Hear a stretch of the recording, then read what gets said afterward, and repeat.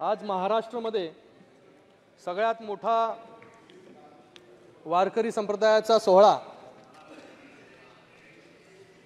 सुरू आहे। सगळ्यात मोठा उत्सव ज्यात लाखो भाविक जे आहे, वारकरी जे आहे, हे पायी पंढरपूरला जातात आणि पांडुरंगाचं दर्शन तिथे घेतात, आशीर्वाद घेतात। आणि आज माझं भाषण हे पहिलं भाषण या 18व्या लोकसभेमधील पांडुरंगाच्या जयघोषाने मी सुरू करू इच्छितो। पुंडलिका वरदे हरी विठ्ठल, श्री ज्ञानदेव तुकाराम, पंढरीनाथ महाराज की जय।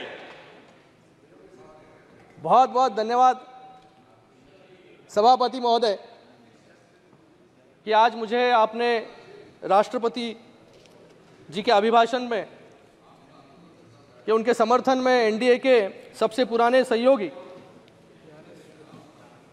शिवसेना की तरफ से मुझे यहाँ पर बोलने का मौका दिया। शिवसेना सबसे पुरानी साथी इस एनडीए में है। जैसे LIC का एक वाक्य है, जिंदगी के साथ भी और जिंदगी के बाद भी, बाला साहब के पहले भी और बाला साहब के जाने के बाद भी शिवसेना भारतीय जनता पार्टी के साथ में आज एनडीए में खड़ी है। सबसे पहले देश के जनता को, महाराष्ट्र के जनता को और मेरे कल्याण लोकसभा की जनता को मैं तहे दिल से धन्यवाद अदा करता हूं कि तीसरी बार मुझे इस सदन में मेरे कल्याण लोकसभा की जनता ने चुनकर भेजा और तीसरी बार फिर से मोदी जी को इस देश का नेतृत्व सौंपा और मोदी जी को तीसरी बार प्रधानमंत्री बनाया। मैं प्रधानमंत्री नरेंद्र मोदी जी को, एनडीए सरकार को तीसरे काल के लिए बहुत बहुत बधाई देता हूं। और मुझे पूरा विश्वास है कि पिछले 10 सालों में जो हमने काम किया, ऐतिहासिक हो, सकारात्मक काम जो है गए 10 सालों में हुए, उससे अच्छे काम जो है आने वाले 5 सालों में जो है, अच्छी नीतियां जो है आने वाले 5 सालों में माननीय मोदी जी के नेतृत्व में हमारी सरकार बनाएगी। इस चुनाव में जनता ने एक मैसेज दिया है, कांग्रेस अकेले लड़े या इंडिया अलायंस बनाकर, बैठना तो विपक्ष में ही है। कांग्रेस जो आज इतनी खुश है, राहुल कल तक यहां थे, आज वहां पहुंच गए हो। कांग्रेस को राहुल की जगह उधर ही है विपक्ष में। मुझे लगता है कि जो आंकड़े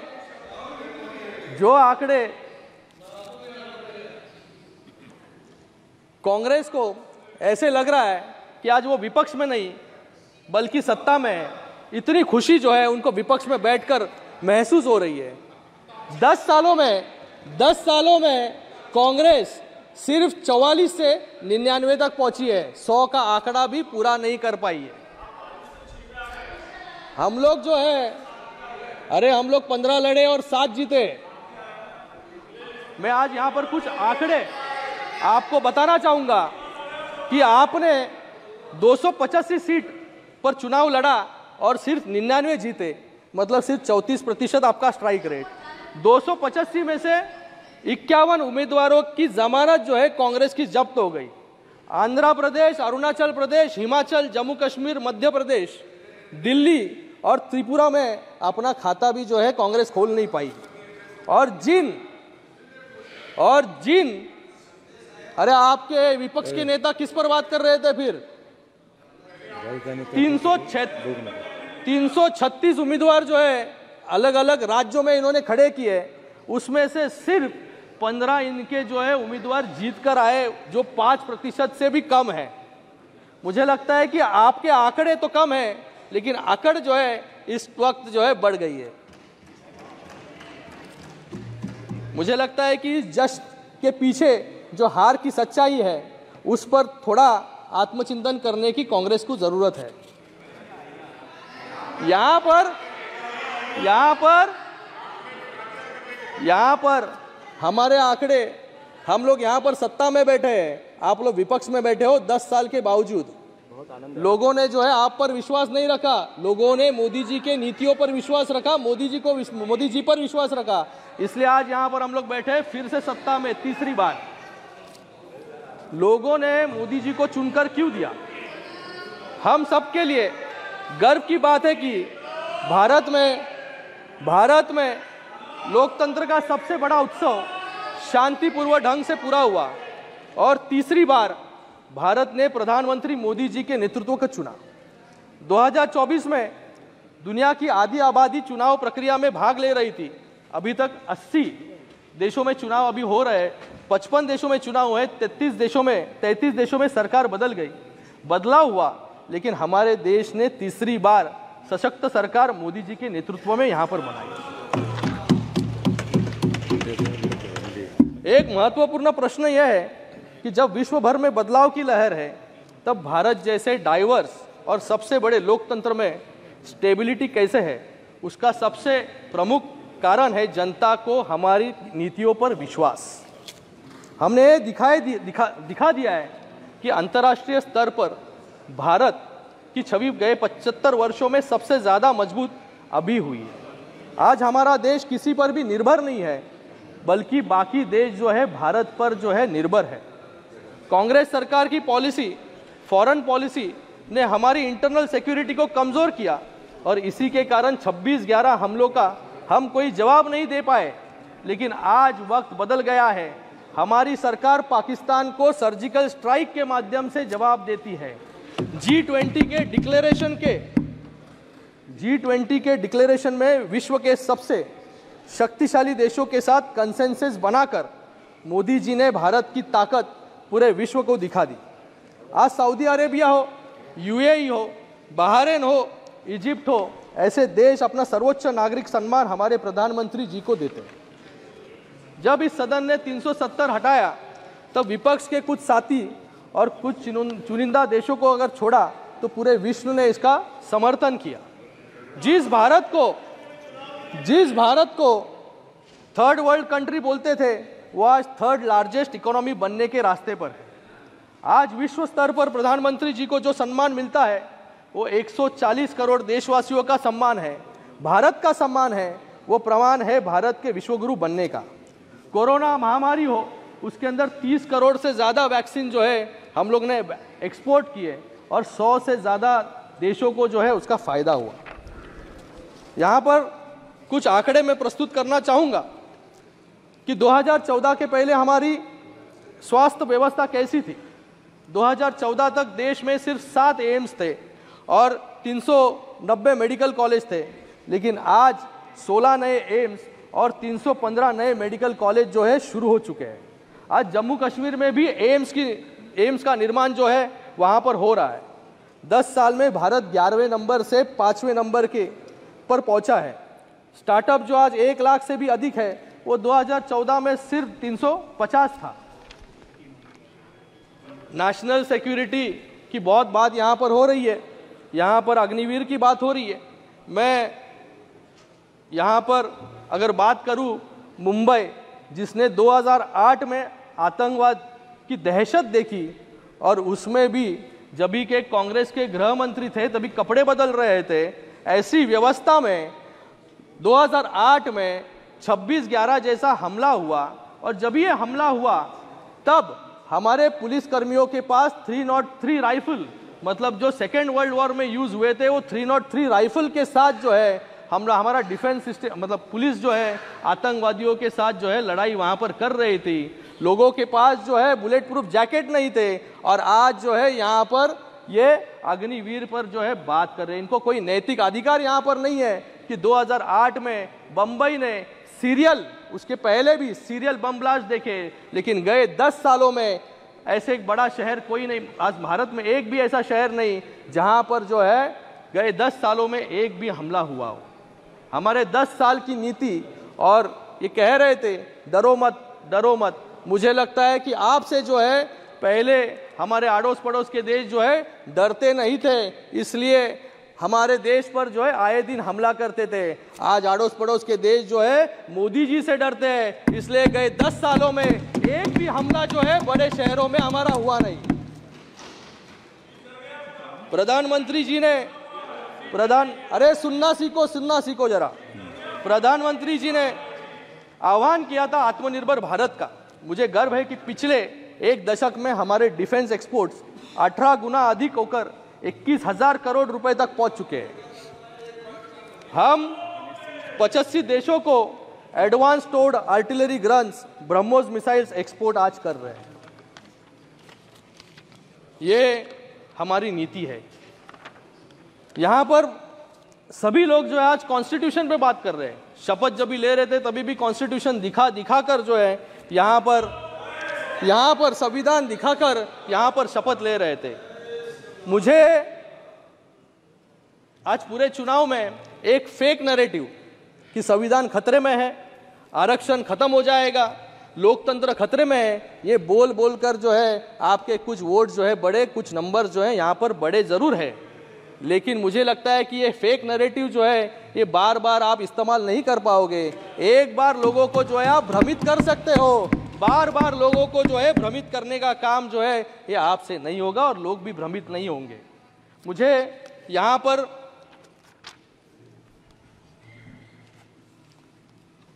इंडिया अलायंस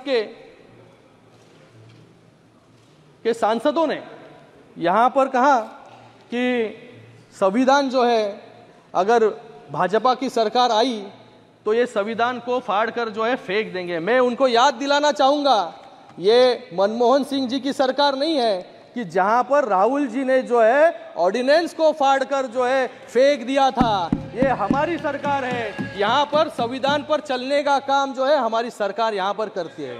आज डॉक्टर बाबा साहेब अम्बेडकर के नाम पर जो है आप लोग यहाँ पर राजनीति करते हो, लेकिन डॉक्टर बाबा साहेब अम्बेडकर जी को 2 बार हराने का काम अगर किसने किया होगा वो कांग्रेस ने किया। कांग्रेस ने जो है नेहरू जी ने डॉक्टर बाबा साहेब अम्बेडकर के विरोध में जो है प्रचार भी यहाँ पर किया। और मैं एक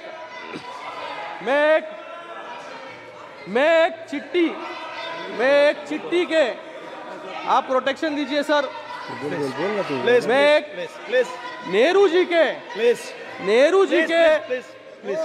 एक चिट्ठी के मैं एक चिट्ठी के जो नेहरू जी ने 27 जून 1961 को सभी मुख्यमंत्रियों को लिखा था, उसके अंदर क्या लिखा था? I dislike any kind of reservation, more particularly in service.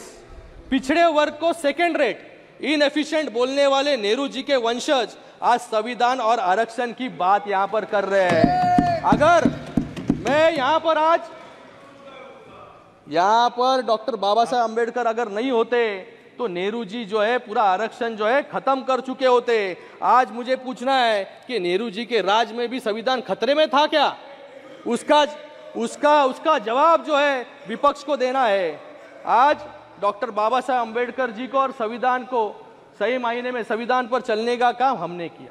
Doctor बाबा साहब अम्बेडकर जी को जो है भारत रत्न देने का काम भी जो है कांग्रेस ने नहीं किया। गैर कांग्रेसी सरकार ने, वीपी सिंह की सरकार ने जो है डॉक्टर बाबा साहब अम्बेडकर जी को जो है भारत रत्न दिया। उसी के साथ में इंदू मिल, जहां पर डॉक्टर बाबा साहब अम्बेडकर जी का सबसे बड़ा स्मारक बन रहा है, वो हमारी सरकार बना रही है। लंदन के घर में, लंदन का घर जो है उसको भी स्मारक के रूप में रूपांतर करने का काम जो है हमारी सरकार ने किया। उसी के साथ में 26 नवंबर को संविधान दिन मनाने का काम भी हमारी सरकार ने किया। उसी के साथ में पुराने पार्लियामेंट को संविधान सदन नाम देने का काम भी हमारी सरकार ने किया, मोदी जी ने किया। मुझे लगता है कि सिर्फ संविधान संविधान चिल्लाकर जो है कुछ बात नहीं होगी, संविधान पर चलना भी होगा। यही बोलते रहिए अगले इलेक्शन तक। और यहां पर जो है बहुत अभी कुछ लोगों ने यहां पर इलेक्शन कमीशन पर उंगली उठाई। मैं इनको सवाल पूछना चाहता हूं, एमएस गिल कौन थे? एमएस गिल, जिस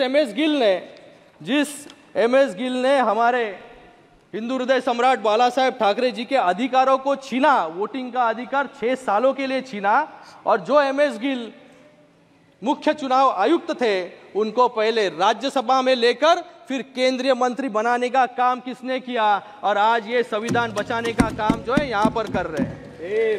सेम यहां पर इनकी जब भी सरकार आई, जब भी 400 पार इनके पास थे 400, तभी इन्होंने क्या किया, 400 पार जब भी 1984 में थे, तब एक गरीब मुस्लिम महिला जिसका नाम है शाह बानो, उसको सुप्रीम कोर्ट ने जो है उसका हक दिया था, लेकिन सुप्रीम कोर्ट के निर्णय के विरोध में जाके जो है सिर्फ एक विशिष्ट वर्ग के लिए इन्होंने कानून बनाया और मुस्लिम महिलाओं का जो है अधिकार छीनने का काम इन्होंने किया।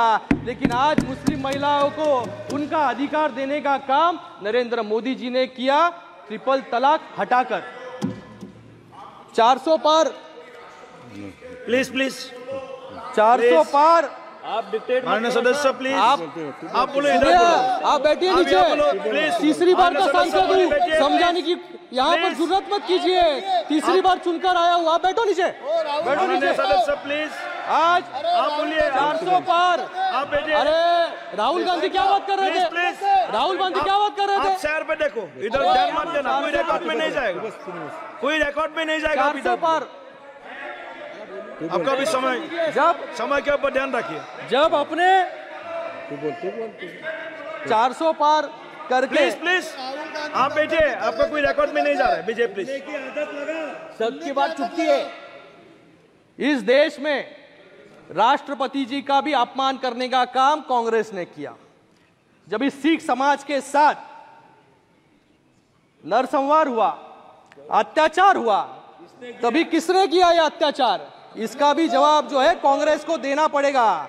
उसी के साथ में जब भी राष्ट्रपति, अभी बोलो, अभी बोलने का काम कीजिए। ओ पापा जी, इधर बोलो प्लीज।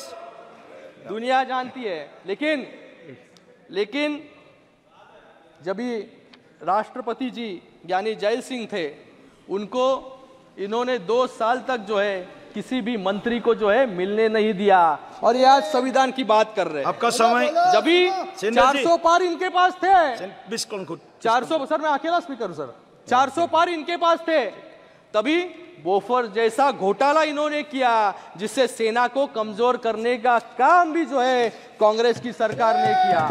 उसी के साथ में जब भी 400 पार थे, तभी भोपाल गैस ट्रेजेडी में इतने लोग मारे गए, और वॉरेन एंडरसन को वीआईपी ट्रीटमेंट देकर जो है चार्टर्ड प्लेन से देश के बाहर भगाने का काम भी कांग्रेस ने किया।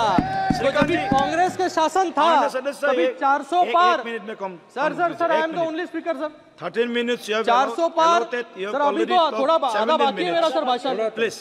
400 पार, सर मेरा पहला भाषण है सर, संरक्षण दीजिए।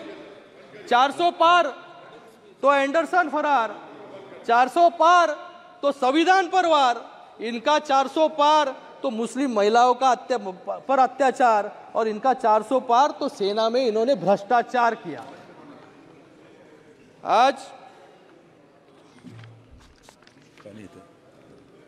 आज महोदय महाराष्ट्र की यहां पर बात करूंगा।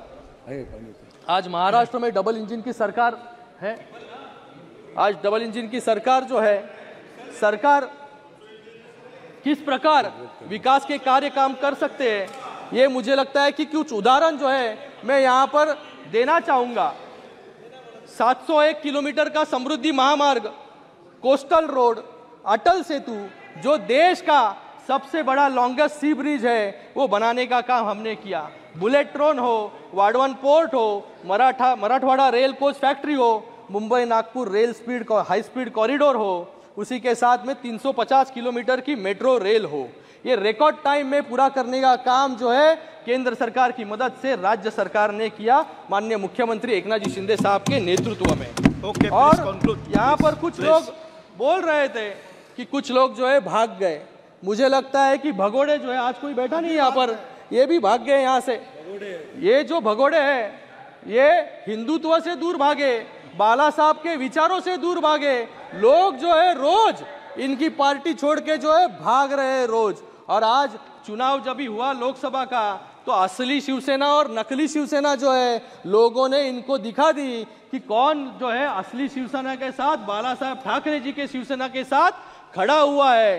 आज इनके सामने हम लोग जो है 13 सीट लड़े, इनके सामने 13 में से 7 सीट हम लोग लड़े और 2 लाख ज्यादा वोट जो है हमें, जो बाला साहब की शिवसेना है उनको मिली। लोग जो है शिवसेना के साथ, हिंदुत्व के साथ जो है यहाँ पर खड़े हुए हैं। इनको तो जो बाला साहब हमेशा कहते थे गर्व से कहो हम हिंदू हैं, आज इनके नेता को जो है हिंदू शब्द इनके भाषण में जो है यूज करने शर्म आती है।